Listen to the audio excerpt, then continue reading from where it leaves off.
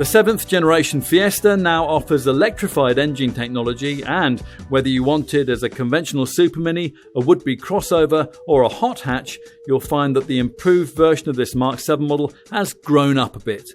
It still, though, hasn't lost the youthful, eager feel that endeared previous generation models to so many Super Mini buyers. This is how you write a bestseller. So, to the big questions here, what's the electrified engineering now added to this 7th generation Fiesta really like? And has it in any way diluted this car's greatest calling card, its energetic drive dynamics? It certainly shouldn't have. Ford's choice of mild hybrid tech here, rather than the more efficient full hybrid technology that rivals like Renault and Honda and Toyota offer in this segment, means that the weight penalty for this technology is as relatively slight as the frugality benefits that it delivers. And that'll be good news if you're the kind of person who likes their driving. Variations on the Fiesta theme may come and go, but before driving any version of Ford's definitive Super Mini, there's one thing that you almost always know for certain, that it'll be a great steer. Now this time around, the Blue Oval brand sought to retain that traditional Fiesta attribute, yet at the same time to introduce a standard of ride quality that was closer to that was delivered by arch rivals like Volkswagen's Polo. The feel you'll get from this Fiesta depends quite a lot on the variant of it you choose. That's because two quite different chassis configurations have been used across the range, with a firmer setup used for the very sporty ST models, like the one I'm driving now, and a softer one that features elsewhere in the range on the cars that the majority of customers will actually end up with. On such mainstream versions, this car isn't quite the sharp and eager thing we remember from earlier Fiesta generations, but it still can offer a level of handling joie de vivre that's beyond anything that its competitors can manage, and that's thanks to sharp electric steering, a stiff, lightweight body, and an effective torque vectoring system, which really helps you get down the grip through the corners. You'll be wanting to know more, though, about the electrified engineering that we mentioned earlier. You don't actually have to have it. Of the 3-cylinder petrol engines which now exclusively make up the Fiesta range, at the time of this test in spring 2021, 3 non-electrified units remained: a base 75 PS normally aspirated TI-VCT power plant, the old 100 PS 1-litre EcoBoost engine, and the ST hot hatch model's 1.5-litre 200 PS powertrain. But these are now minority choices. Almost all Fiestas nowadays leased or sold with the MHEV mild hybrid engine that we're trying here. It's a variation on Ford's usual 1-litre 3-cylinder EcoBoost petrol unit, which is offered in either 125 PS or, as in this case, in 155 PS guises. Mild hybrid engineering is nothing like as efficient as full hybrid tech, but it doesn't come with a big fat price premium, and it boosts driver feel because it's lighter and it adds a slice of extra pulling power just when you need it most. The setup works via a beefed up starter generator driven by a belt at the front of the engine, and that stores the energy harvested when you brake or decelerate in a tiny 48-volt lithium-ion battery secreted at the back of the car. Now, this provides a bit of extra zip when you accelerate. Ford says up to 50 Newton meters of extra torque, and it delivers a little electric boost from low revs to torque fill while you're waiting for the turbo to spool up. That has a lot to do with this car's fizzy and revvy feel. But it also plays its part in creating efficiency stats which are improved by a small but important amount over those that you get from a conventionally engined rival in this class.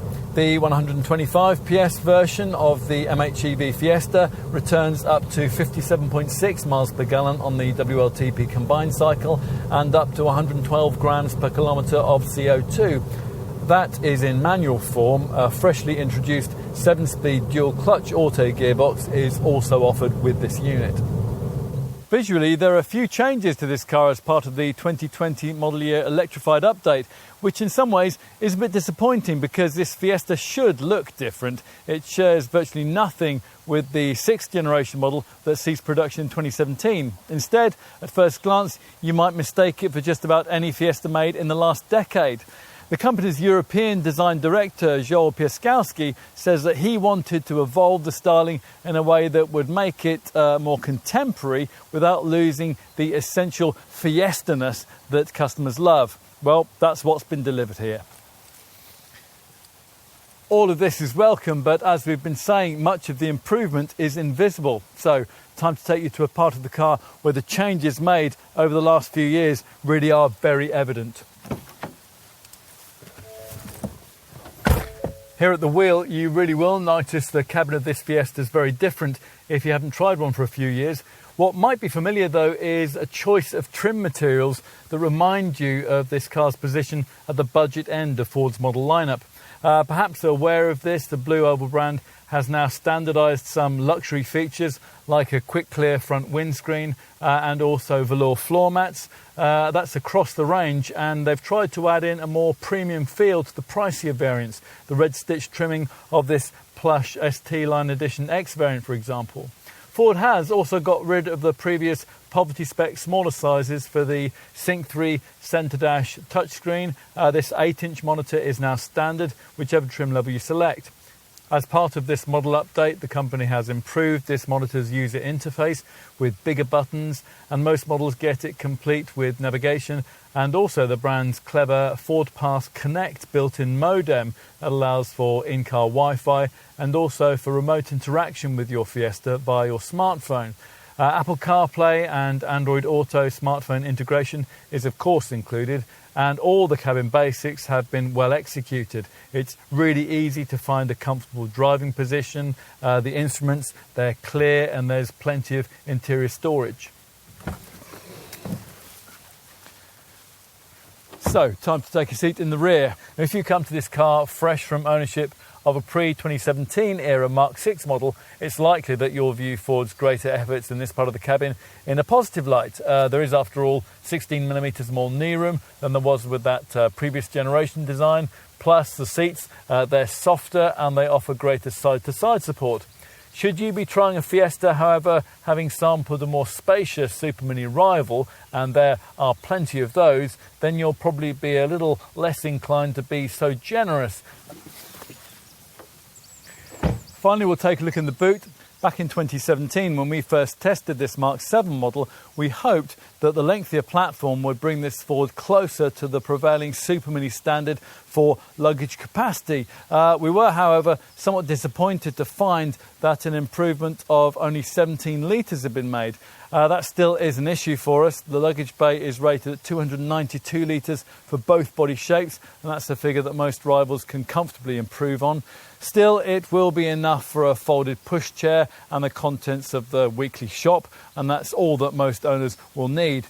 If you are able to flatten the 60/40 split folding rear backrest, you'll find that the revealed cargo floor ends up with quite a step in it, but the total capacity figure looks rather better by segment standards, 1,093 litres.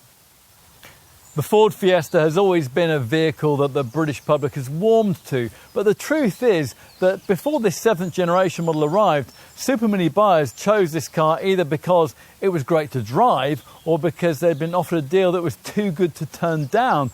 There really wasn't any other reason to buy one. This Mark VII model is set out to change all that though. It's smarter to look at, it's smarter to sit in, and it's smarter to operate. So in short, this is, more than ever, a small car that Super Mini buyers simply can't ignore.